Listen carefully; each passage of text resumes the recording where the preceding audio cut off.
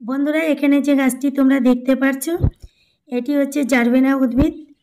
তো দেখো, এই গাছের একটি মাত্র পাতা হলে কিন্তু শত শত চারা আমরা তৈরি করতে পারি এবং আমাদের বাগান বা ছাদ বা উঠোন এই সুন্দর সুন্দর রঙিন রঙিন পাতা দিয়ে সাজিয়ে তুলতে পারি। দেখো, আমার এই চারাগুলো কিন্তু সব পাতা থেকেই তৈরি করেছি। আর সেই পাতা থেকে যে নতুন চারা তৈরি হয়েছে সেগুলো কি করে বসিয়ে কত অল্প জায়গাতে বসিয়ে কত পরিমাণে জোপালো এবং সুন্দর করব তোমরা দেখতেই পারছো। এর থেকেও সুন্দর হবে বা এরকম হবে কিভাবে করলাম সেটাও তোমাদেরকে দেখিয়ে দেব এবং এই গাছের জন্য কীরকম মাটি তৈরি করেছি সেটাও বলে দেব। তো তোমরা ভিডিওটি দেখতে থাকো, আশা করি অনেক ভালো লাগবে।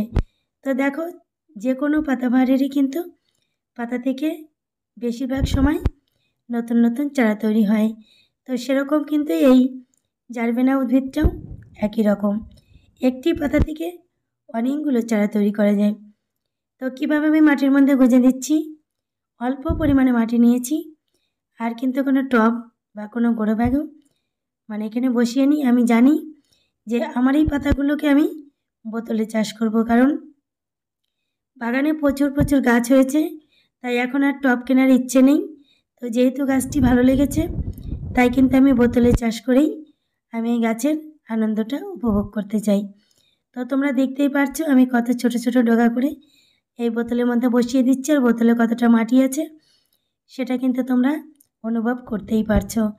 তো মাটির মধ্যে যেগুলো রয়েছে সেটা একটু বলে দিই যে মাটিতে কী কী দিয়েছি, কারণ এই গাছের কিন্তু মাটিটা একটু হালকাই তৈরি করতে হয়, এঁটেলো মাটি ভারী মাটি হলে ভালো হবে না। দেখো, কতগুলো বোতল আমি সাজিয়ে নিয়েছি। কিছু কিছু বোতল দুভাগ করেছি, ডুমো করে কেটেছি এবং কিছু কিছু বোতলের পেট থেকে কেটে সরিয়ে নিয়েছি। তো দেখো, তার মধ্যে কিন্তু গাছগুলো বসিয়ে দিয়েছিলাম। তো গাছগুলো কতটা সুন্দর হয়েছে তোমাদেরকে এক এক করে দেখাবো। আর মাটি তৈরিটা আমি তোমাদেরকে একটু বলে দিই। আমার এই মাটির মধ্যে রয়েছে কিছু ছোট পাথর, কিছু বালি এবং গোবর সার, পচা কাঠের গুঁড়ি আর অল্প পরিমাণে মাটি, কারণ এগুলো হচ্ছে হ্যাঙ্গিং টব।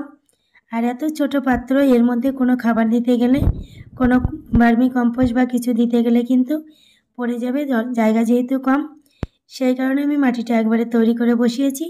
এখানে কিন্তু 2-3 বছরের মধ্যেও কোনো কিছু দিতে হবে না, শুধুমাত্র ডগাটাকে কেটে মাঝে মাঝে ছোট করে দিলেই গাছটি সুন্দর এবং জোপালো হবে। তো দেখো, কত কত ডগাগুলো কিন্তু বেরিয়েছে আর কত পরিমাণে পাতা হয়েছে, আর বোতলগুলো কি সুন্দর সেজে উঠেছে। প্রত্যেকটি বোতল দেখতে কিন্তু ভীষণ ভীষণ সুন্দর হয়েছে। তাই তোমরা চাইলে কিন্তু তোমাদের যে কোনো বাগানের যে কোনো সবজি বা পাতাবাহারের মধ্যে তোমরা এই গাছটি রাখতে পারো, কারণ এই গাছটি কিন্তু রঙিন পাতা, দেখতে ভীষণই সুন্দর। আর এই গাছগুলো কিন্তু বর্ষাকালে খুবই ভালো হয়, তাই তোমরা বসালে যখন তখন বসালেও বেঁচে যাবে, তবে বর্ষাকালে বসালে কিন্তু একদমই বেঁচে যাবে, খুবই ভালো। আর এই গাছে কিন্তু একটু জল পছন্দ করে, তাই তোমরা কিন্তু যখন বর্ষা থাকবে না মাঝে মাঝে একটু করে জল দেবে। দেখো, জল পেলে কিন্তু সৌন্দর্য আর একটু বেড়ে যায়। দেখো, বৃষ্টি পড়েছে তাই কিন্তু গাছগুলো আরও এতটা সুন্দর লাগছে।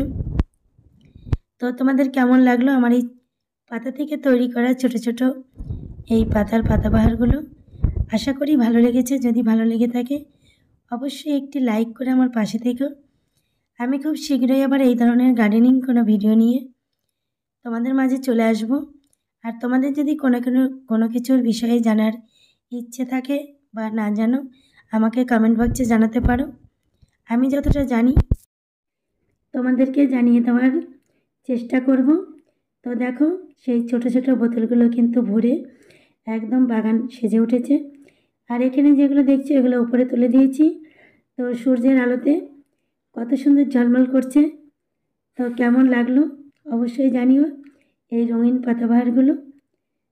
ভালো লাগলে কমেন্ট করে লাইক করে পাশে থেকো। আজকের মতো এ পর্যন্তই, ধন্যবাদ।